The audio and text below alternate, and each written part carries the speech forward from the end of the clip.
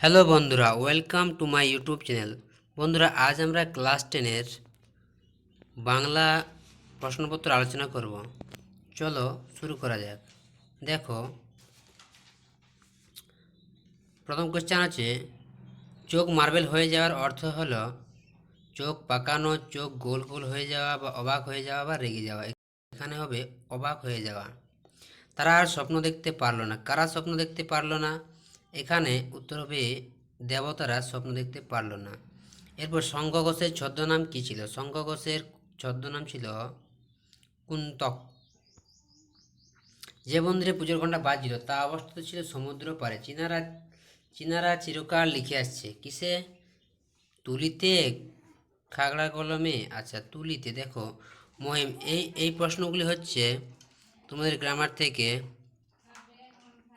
এগুলো একটু দেখে যাও। এরপর দুইয়ের কোশ্চেন, কম বেশি 20টি বাক্যে 20টি শব্দে নিচের প্রশ্নের উত্তর দাও। সে জানতো না, সে কি জানতো না? ক্রমশ ও কথাটা ছড়িয়ে পড়ে। কোন কথার কথা এখানে বলা হয়েছে? এরপর চলে যাবো আমরা পরের পেজে। দেখো, আমাদের পথ নেই আর। আমাদের বলতে কাদের কথা এখানে বলা হয়েছে?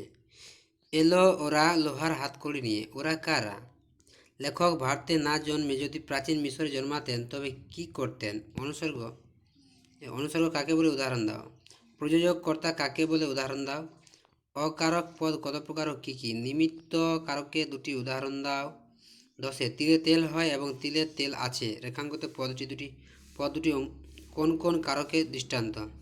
এরপর 3 কোশ্চেন দেখো, হায় ছায়াবৃত্ত। ছায়াবৃত্তকে, তাকে ছায়াবৃত্ত বলার কারণ কি? 2 নম্বর, তারা আর স্বপ্ন দেখতে পারলো না। উদ্ধিতাংশের তাৎপর্য বিশ্লেষণ করো। 4 এগুলো দেখো, কম বেশি 60টি শব্দে একটি প্রশ্নের উত্তর দাও। আমাদের থাকলে আমরাও চেষ্টা করে দেখতাম। কার উক্তি? এমন উক্তির কারণ কি ছিল? এরপর রত্নের মূল্য জহুরির কাছে কথাটির তাৎপর্য লেখো। 5 কোশ্চেন দেখো, কম বেশি 150টি শব্দে একটি প্রশ্নের উত্তর দাও। হারিয়ে যাওয়া কালি কলম প্রবন্ধে যে নানা ধরনের কলমের বর্ণনা রয়েছে তা লেখো। কলম তাদের কাছে আজ অস্পৃশ্য। কলম কাদের কাছে অস্পৃশ্য? প্রবন্ধ অনুসারে অস্পৃশ্য হওয়ার কারণ কি তা লেখো।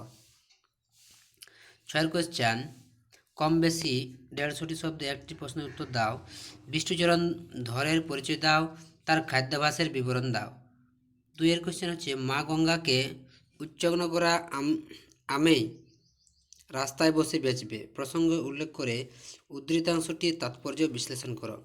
এরপর দেখো একটি অনুবাদ আছে, the world is like looking glass, if you smile it smile, if you frown back, if you look at thought a red glass, all gems red and rosy, always try them to look at bright side of the things.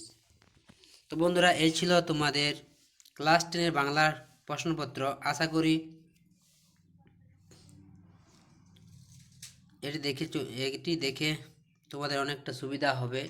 তো বন্ধুরা, যদি চ্যানেলে ভালো লাগে তবে অবশ্যই like, share, comment এবং subscribe